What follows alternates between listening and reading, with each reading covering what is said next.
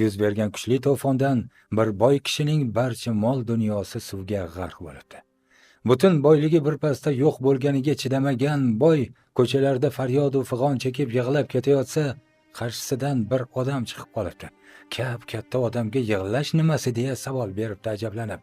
Men yig'lamay kim yig'lasin, debdi boy. Bir zumda hamma mol mulkimdan ayrilib, faqir qashshoq bo'lib qoldim-ku. Ko'p g'am chekma deya ovutishga tushibdi yo'lovchi kishi. Umr yo'ldoshing bormi? Bor, debdi boy biroz hayron bo'lib. Uning aqli hushi, farosati bormi? Boy bir zum o'ylanib qolibdi va ha, bu jihatdan baxtiyorman. Farosatli, soliha, har doim kayfiyatimga qarab yashaydigan juft halolim bor, debdi. U holda nega yig'laysan, ey g'ofil banda? Bu dunyoda mato uchun ham ko'z yosh to'kadimi odam? Saboq uchun bir gap aytay senga. Men shunday bir xotinga uylanganmanki, erning qadr qimmatiga yetmaydi. Sen falokatning nimaligini bilmas ekansan.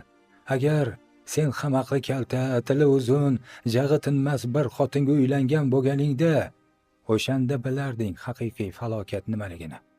Do'konlaring suvga g'arq bo'lgan bo'lsa, sen sog' ekansan-ku, hammasini topasan. Faqat yoningda, ko'nglingdagidek ayoling senga madadkor bo'lsa, ma'naviy quvvat berib tursa, tezda o'zingni o'nglab qolasan deb ko'nglini ko'targan ekan yo'lovchi.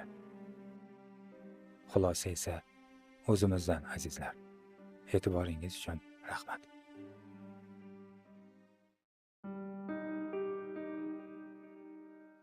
Qadim zamonda o'qish va yozishni yomon ko'radigan bir bola bo'lgan ekan.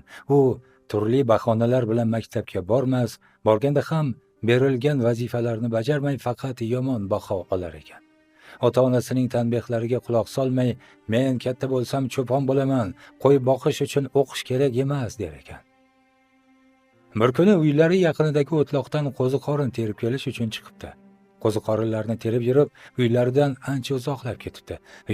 Yurib uncha chuqur bo'lmagan bir daryo sohiliga kelibdi. Narigi sohildan ham qo'ziqorin termoqchi bo'lib, ko'prik qidiribdi. Yaqin atrofdagi ko'prik oldiga borib qarasa, uning chetidagi taxtachaga nimadir yozib qo'yilgan ekan. Bola yozuvni o'qiy olmabdi va to'g'ri narigi sohilga qarab yuribdi. Ko'prikning o'rtasiga kelganda u sinib, bola suvga tushib ketibdi. Ovozining boricha yordamga chaqiribdi. Shu orada qo'ylarni o'tlatib yurgan bir cho'pon kaltagini uzatib, bolani suvdan chiqarib olib so'rabdi. Nega bu ko'prikdan o'tding? Ko'prik ustidagi bu ko'prikdan yurmang. Nariroqda yangi ko'prik bor